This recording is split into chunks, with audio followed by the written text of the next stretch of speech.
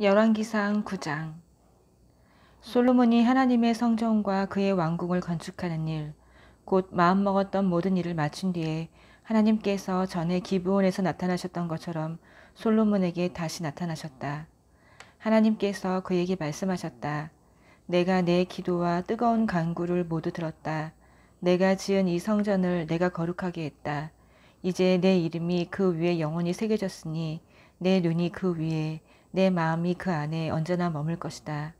내가 내 아버지 다윗처럼 순전한 마음으로 내 앞에서 행하고 내가 정해준 삶을 따라 살며 내 가르침과 판단에 주의하여 순종하면 이스라엘을 다스리는 너의 왕권이 든든한 기초 위에 서게 될 것이다.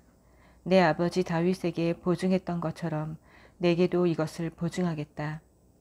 이스라엘의 왕 위에서 내 자손이 항상 끊이지 않을 것이다. 그러나 너와 내 자손이 내게 반역하고 내 가르침과 판단을 무시하며 이방신들과 어울리면서 그것들을 섬기고 예배하면 그때에는 이 보증이 무효가 될 것이다. 나는 이스라엘을 멸하고 내 이름을 높이도록 거룩하게 구별한 이 성전에서 등을 돌릴 것이다.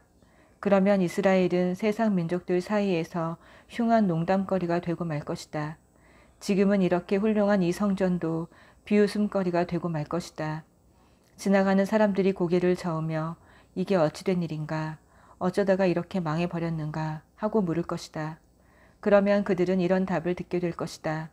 한때 여기 살던 민족은 그들의 하나님, 곧 그들 조상을 이집트에서 구해낸 하나님께 반역했다. 그들은 이방 신들과 어울리며 그것들을 예배하고 섬겼다. 그래서 하나님께서 이렇게 폐허로 만들어 버리신 것이다.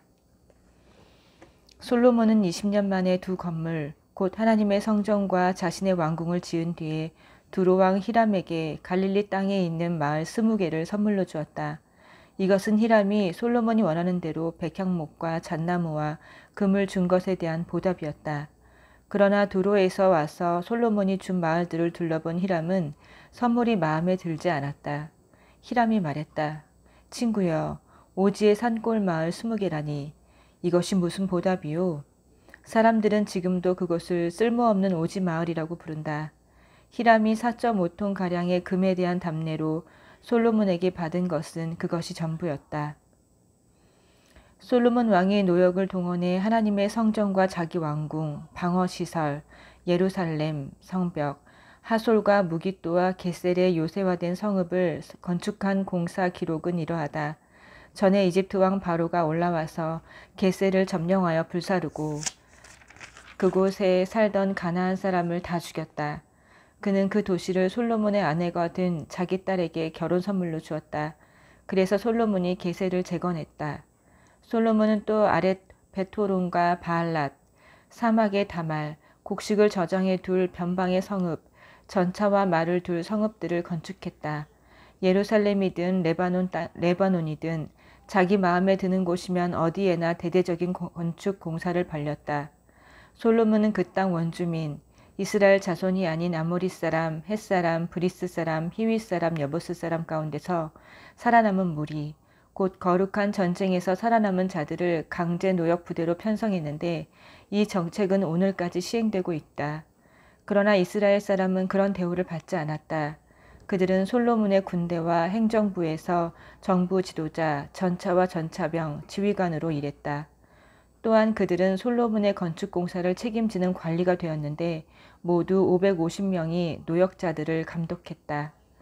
바로의 딸이 정식으로 다윗성에서 올라와 그녀를 위해 특별히 지은 궁에 들어가 살았다. 그 후에 솔로몬은 방어시설, 밀로를 지었다. 매년 3번씩 솔로몬은 하나님의 제단에서 예배하며 번제와 화목제를 드리고 하나님 앞에 향을 피웠다. 그는 성전과 관련해서 필요한 것이 있으면 무엇이든 아끼지 않았고 인색함이 없었다. 그는 배도 만들었다. 에돔 땅 홍해 해변의 엘랏 근처에 있는 에시온 게벨에서 배를 만들었다. 히람은 바다를 잘 아는 뱃사람들을 보내 솔로몬 사람들의 항해를 돕게 했다. 그들은 오빌로 출항한 뒤 금 16톤을 가지고 돌아와 솔로몬 왕에게 바쳤다.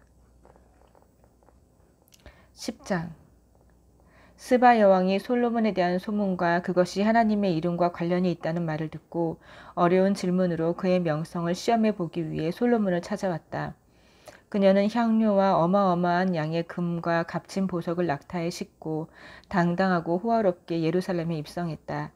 그녀는 솔로몬에게 나와 평소 관심 있던 온갖 주제를 논하며 자신의 생각을 모두 이야기했다. 솔로몬은 그녀가 내놓은 모든 주제에 답했고 어떤 질문에도 말문이 막히지 않았다.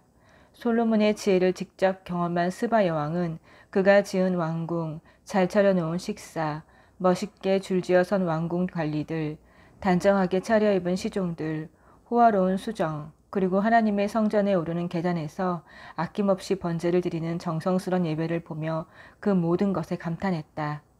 그녀가 왕에게 말했다. 모두 사실이었군요. 왕의 업적과 지혜에 대한 명성이 내 나라에까지 들려왔는데 이제 모두 확인했습니다. 내가 직접 보지 않았으면 믿지 못했을 것입니다. 사람들의 말이 과장이 아니었군요. 왕의 지혜와 기품은 내가 상상한 것보다 훨씬 뛰어납니다. 왕 밑에서 일하는 사람들은 날마다 왕 곁에서 지혜로운 말을 직접 들으니 얼마나 복됩니까? 당신을 총애하셔서 왕으로 삼으신 하나님, 당신의 하나님을 찬양합니다. 그분이 당신을 왕으로 삼아 공의로 질서를 유지하게 하시고 소중한 백성을 보살피게 하신 것은 이스라엘을 향한 그분의 사랑에서 비롯된 것임이 분명합니다. 그런 다음 그녀는 4.5톤가량의 금과 수많은 향료와 값비싼 보석을 왕에게 주었다. 스바 여왕이 솔로몬 왕을 위해 향료를 가져온 이후로 그처럼 많은 향료가 배로 들어온 일은 다시 없었다.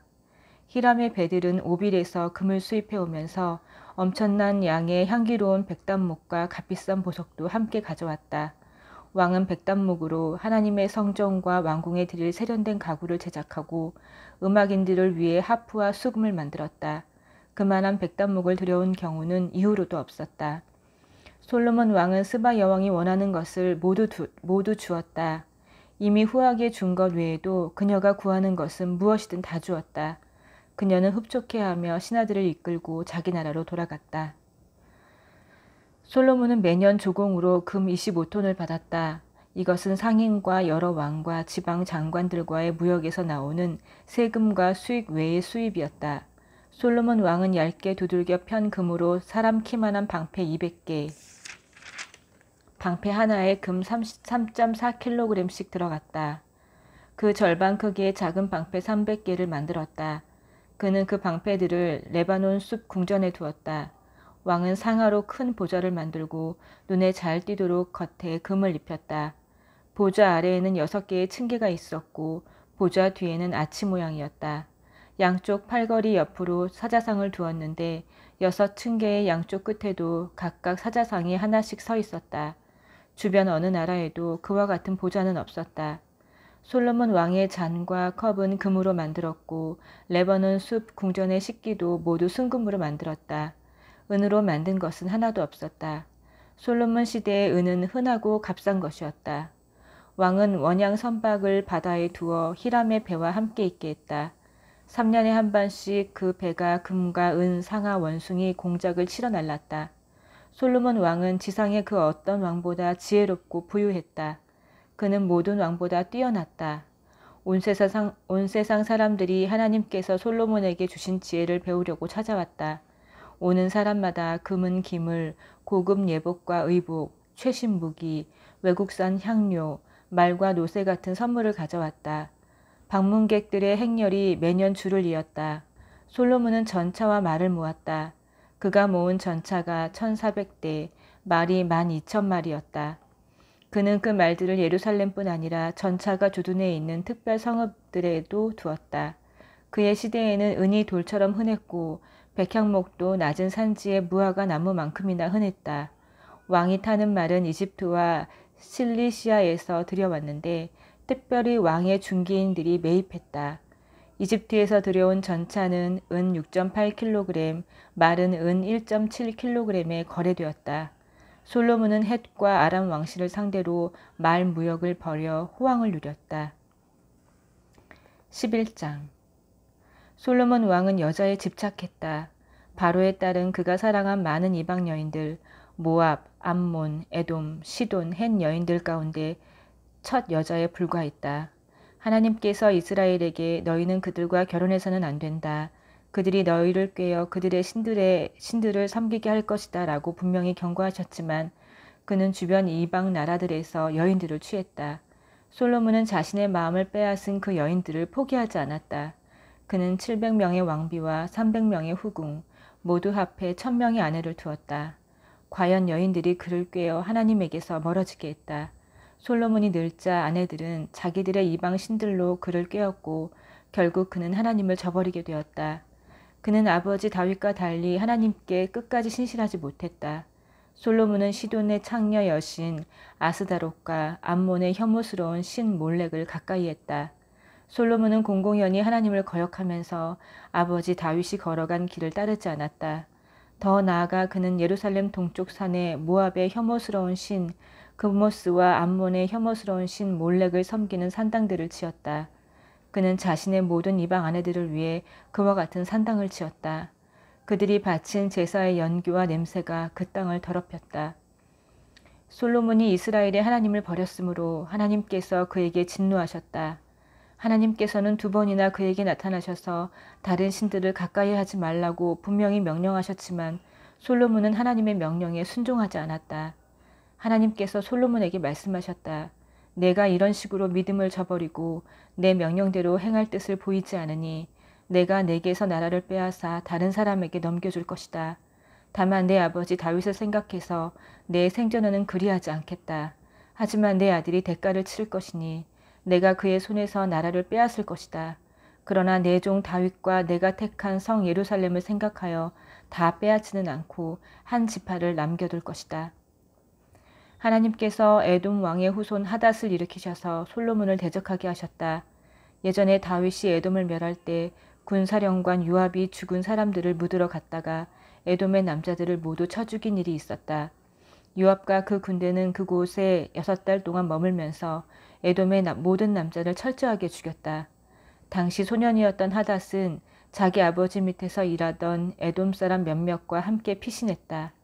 피난길에 오른 그들은 미디안을 지나 바란으로 갔고 거기서 사람을 좀 더 모아 이집트로 가서 이집트 왕 바로를 만났다. 바로는 하닷에게 집과 양식은 물론 땅까지 내주었다. 바로는 그를 아주 좋아해서 자기 아내 다브네스 왕비의 동생을 아내로 주었다. 그녀는 하닷과 결혼하여 그누밧이라는 아들을 낳고 왕족처럼 길렀다. 그누밧은 바로의 자녀와 함께 궁에서 자랐다. 이집트에 살던 하닷은 다윗과 군사령관 요압이 죽었다는 소식을 듣고 바로에게 가서 말했다. 왕의 축복 속에 저를 보내주십시오. 제 나라로 돌아가고 싶습니다. 이유가 무엇이요? 바로가 말했다. 어찌하여 이곳을 떠나려고 하오? 그대 마음에 거슬리는 것이 있소? 하닷이 말했다. 모든 것이 좋습니다. 하지만 고향 땅으로 가고 싶습니다. 저를 보내주십시오. 그 후에 하나님께서 다른 적을 일으키셔서 솔로몬을 대적하게 하셨다. 그는 엘리아다의 아들 르손으로 일찍이 자기 주인 소바왕 하닷 에셀에게서 도망친 사람이었다. 다윗이 아람 사람을 죽인 뒤에 르손은 무법자들을 모아 그들의 지도자가 되었다. 나중에 그들은 다마스쿠스에 정착했는데 거기서 르손은 결국 왕이 되었다. 하닷처럼 르손도 솔로몬이 살아있는 동안 이스라엘을 괴롭혔다. 그는 아람을 다스리는 왕이었고 이스라엘을 미워했다. 그러다가 결정적인 사건이 터졌다. 느밧의 아들 여로보암이 왕에게 반역한 것이다. 그는 스레다 출신의 에브라임 사람으로 그의 어머니는 수르아라는 과부다. 그는 솔로몬 밑에서 왕을 섬기던 사람이었다. 그가 반역한 이유는 이러하다. 전에 솔로몬은 외곽 방어시설을 짓고 아버지 다윗 때부터 파손되어 있던 요새들을 복구했다. 그 건축 기간 중에 여로보암은 강하고 실력 있는 자로 돋보였다. 솔로몬은 젊은 그가 일을 잘하는 것을 보고 요셉 지파의 노역자 전부를 그의 손에 맡겼다. 하루는 여로보암이 예루살렘에서 나와 길을 가다가 실로의 예언자 아히야를 만났다. 그는 새 옷을 입고 있었는데 외딴 길목에 그 2사람밖에 없었다. 아히야는 자기가 입고 있던 새 옷을 벗어 12조각으로 찢었다. 그러고는 여로보암에게 말했다. 이 중에서 10조각을 가지십시오. 이스라엘의 하나님께서 이렇게 명령하십니다. 내가 하려는 일을 보아라. 내가 솔로몬의 손에서 나라를 빼앗아 너에게 10지파를 넘겨줄 것이다. 내 종 다윗과 내가 특별히 택한 성 예루살렘을 생각하여 솔로몬에게 한 지파는 남겨둘 것이다. 이렇게 하는 이유는 그가 나를 버리고 가서 시돈의 여신 아스다롯과 모압의 신 그모스와 암몬의 신 몰렉을 섬겼기 때문이다. 그는 내가 일러준 대로 살지 않았고 내가 원하는 일을 행하지 않았으며 그의 아버지 다윗과 달리 내 지시에 따르지도 명령에 순종하지도 않았다. 그러나 나는 그에게서 나라를 모두 빼앗지는 않을 것이다. 다윗은 내가 택한 자요 내 지시와 명령에 순종했으니 내 종 다윗을 보아 내가 솔로몬이 살아있는 동안에는 그와 함께할 것이다. 그러나 그 후에는 그의 아들의 손에서 나라를 빼앗아 너에게 10지파를 넘겨줄 것이다. 한 지파는 그의 아들에게 남겨주어 내가 내 이름을 기념하기 위해 택한 성 예루살렘에 내 종 다윗에게 한 약속의 증거를 보존할 것이다. 그러나 내가 너를 내 손안에 두었다. 너는 마음껏 다스려라. 내가 이스라엘의 왕이 될 것이다. 내가 나의 말에 귀를 기울이고 내가 보여주는 길을 따라 살고 내 종 다윗이 한 것처럼 내 지시에 따르고 명령에 순종하여 나를 기쁘게 하면 어떠한 일이 있어도 내가 너와 함께 있을 것이다. 다윗에게 한 것 같이 너에게도 견고한 나라를 지어줄 것이다. 이스라엘이 내 것이 될 것이다. 내가 다윗의 자손에게 고통과 괴로움을 내리겠지만 그 시련이 영원히 계속되지는 않을 것이다. 솔로몬이 여로보암을 암살하라고 명령하자 여로보암은 이집트 왕 시삭에게로 도망가서 숨었다. 그는 솔로몬이 죽을 때까지 거기서 망명 생활을 했다. 솔로몬의 나머지 생애와 통치, 그가 행한 모든 일과 지혜는 솔로몬 연대기에서 읽을 수 있다. 솔로몬은 예루살렘에서 40년 동안 온 이스라엘을 다스렸다. 그는 죽어서 아버지 다윗의 성에 묻혔다. 그의 아들 르호보암이 뒤를 이어 왕이 되었다. 아멘.